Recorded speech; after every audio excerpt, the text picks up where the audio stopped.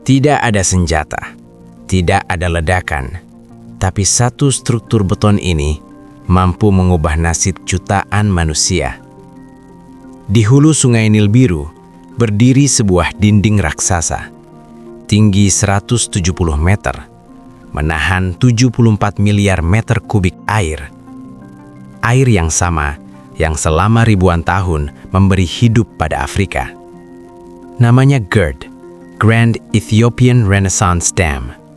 Dan kisahnya bukan tentang bendungan.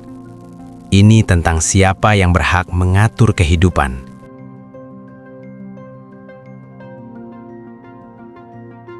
Sungai Nil bukan sungai biasa. Ia adalah alasan peradaban bisa tumbuh di tengah gurun. Lebih dari 300 juta orang bergantung padanya. Dari dataran tinggi Ethiopia hingga delta Mesir. Dan di titik hulunya, Ethiopia membangun bendungan tenaga air terbesar di Afrika. Sebuah proyek yang bagi satu negara berarti harapan, dan bagi negara lain berarti ketakutan. Pertanyaannya sederhana, mengapa Ethiopia membangunnya?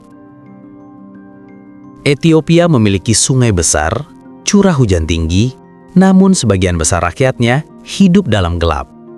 Hanya sekitar 45% penduduk yang memiliki akses listrik. Pabrik sulit berkembang, sekolah padam saat malam. Bagi Ethiopia, GERD bukan proyek mewah. Ia adalah jawaban atas kebutuhan dasar. Bendungan ini dirancang menghasilkan lebih dari 16.000 gigawatt hour listrik per tahun. Cukup untuk rumah tangga, cukup untuk industri, bahkan cukup untuk diekspor. Namun di balik angka-angka itu, tersimpan makna yang lebih dalam. GERD adalah pernyataan bahwa negara berkembang juga berhak menentukan nasib sumber dayanya sendiri. Selama puluhan tahun, Sungai Nil diatur oleh Perjanjian Lama. Perjanjian yang dibuat tanpa melibatkan Ethiopia. Sebagian besar hak air diberikan kepada Mesir dan Sudan. Stabilitas tercipta, tapi ketimpangan pun mengendap. Ketika Ethiopia mulai membangun GERD, yang runtuh bukan hanya tanah dan batu, tetapi tatanan air berusia 1 abad, dan tidak ada negara yang merasa lebih terancam selain Mesir. Bagi Mesir, Sungai Nil bukan sekedar sumber air. Ia adalah urat nadi negara. Sekitar 95 hingga 97% kebutuhan air Mesir bergantung pada satu sungai ini. Maka, ketika air ditahan di hulu, yang dirasakan bukan kekhawatiran teknis, tetapi ketakutan eksistensial. Bagaimana jika aliran berkurang? Bagaimana jika kekeringan datang bersamaan dengan pengisian waduk? Bagi Mesir, GERD bukan proyek energi. Ia adalah pertanyaan tentang kelangsungan hidup. Sudan berada tepat di tengah, secara geografis dan secara politik. Awalnya, Sudan ikut waspada. Bendungan raksasa selalu membawa risiko. Namun, sains mulai berbicara. GERD berpotensi mengurangi banjir tahunan, menstabilkan aliran air, dan menyediakan energi murah.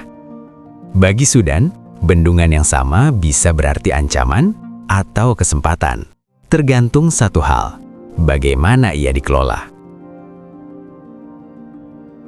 Setiap bendungan mengubah sungai, dan setiap perubahan selalu ada harganya. Sedimen subur kini tertahan di waduk. Tanah pertanian di hilir bisa kehilangan nutrisi alaminya. Lebih dari 20.000 orang harus direlokasi. Bukan hanya rumah yang hilang, tetapi ingatan, sejarah, dan cara hidup. Dalam perdebatan geopolitik, cerita-cerita kecil ini sering tenggelam. Padahal disinilah dampak paling nyata terasa. Model ilmiah menunjukkan dua kemungkinan. Dalam skenario terburuk, pengisian waduk tanpa koordinasi dapat menurunkan level air bendungan hilir. Namun dalam skenario lain, GERD justru menjadi penyangga kekeringan, menjaga aliran tetap stabil saat iklim makin ekstrim. Kuncinya bukan beton, bukan turbin, melainkan kerjasama. Para peneliti sepakat, sungai lintas negara tidak bisa dikelola sendirian. Data harus dibagi. Operasi harus diselaraskan. Keputusan harus berbasis sains. Ini bukan soal siapa yang menang, tetapi siapa yang mau bertahan bersama. GERD adalah simbol tentang kebangkitan, tentang ketakutan, tentang masa depan. Air tidak mengenal bendera, ia mengalir, menghubungkan semua yang dilaluinya. Dan mungkin pertanyaan terpentingnya bukan siapa yang menguasai sungai ini, tetapi apakah kita cukup bijak untuk berbagi kehidupan yang diberikannya?